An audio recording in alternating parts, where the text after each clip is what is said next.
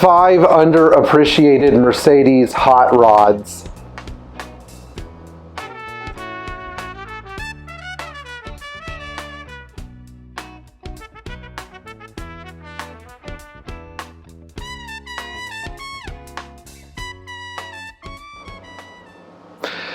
So a lot of people pay attention to the 500E, the 300 SEL 6.3, the 450 SEL 6.9, but I'm here to talk about some Mercedes that literally just get swept under the rug, that are really great performance cars that almost nobody knows about. And so to open this up, we're going to talk about kind of an obscure car that some of you might not be familiar with at all. The 66 and 67 300 SEB, chassis designation 108.015. I think that's it. 015 might be a 250S, but anyway, the 300 SEB was sold in 66 and 67, and only 2,700 units were built. But it used the M189 engine with 190 horsepower, and it did not have air suspension. It was just a basic short wheelbase W108. These cars are fast, they handle well, they're very balanced because they have an alloy engine block. They are lighter than a 280 SE, and the throttle response is just amazing from the mechanically injected inline six. While these things are expensive to put right, there's still less money to deal with than a 300 SEL 6.3, and you get a smaller, more compact, more nimble car. I've driven one, and believe me, I loved the way it drove. Now, another Mercedes that is similar to this from this era is the 1972 to 76 Euromarket 280E and 280CE. My buddy Jack and I were discussing this the other night.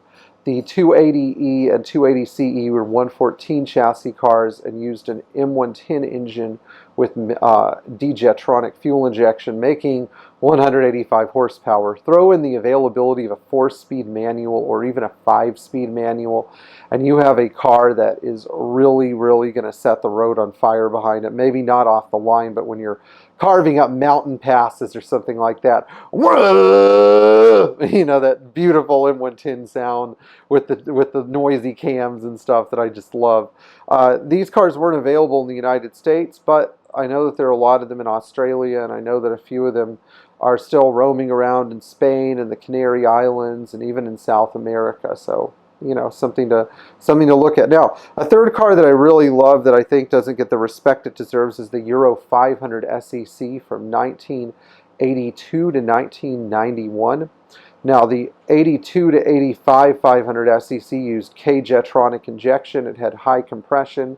It had some really nice cams. These cars were fast, and while they don't have, again, tire burning performance, the 2.25 rear axle ratio guarantees that you will have acceleration for days, even at triple digit speeds.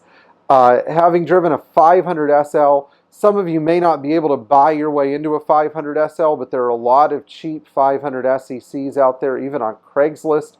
Some of them need restoration work, but the cars always deliver in the performance category. Even better, in my opinion, than a 560 SEC.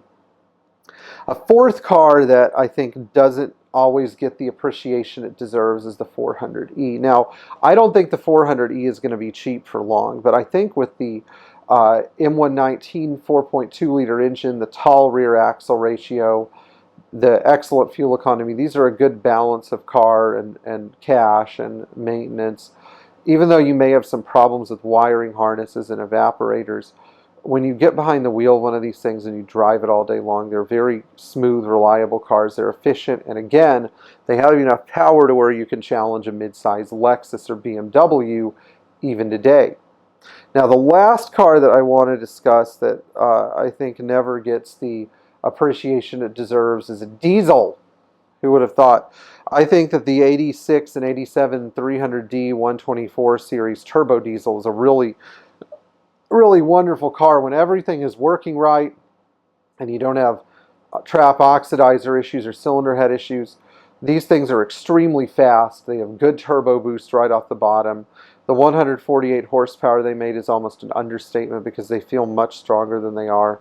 You can get in one of these things, and if you're moving and you need to make a sharp U-turn or something, you just hit the throttle. It will throttle steer itself right through the turn.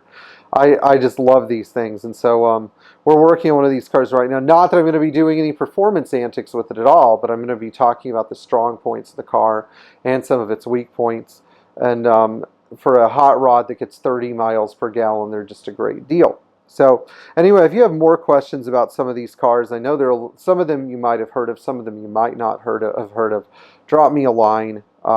You know, and for those of you that are looking for the next up-and-coming Mercedes, these might be a good place to look. In the meantime, enjoy watching our videos and subscribe to our channel if you haven't done so. Please like, share, and comment below. And thank you again to all of our Patreon members. And enjoy driving your Mercedes Benz.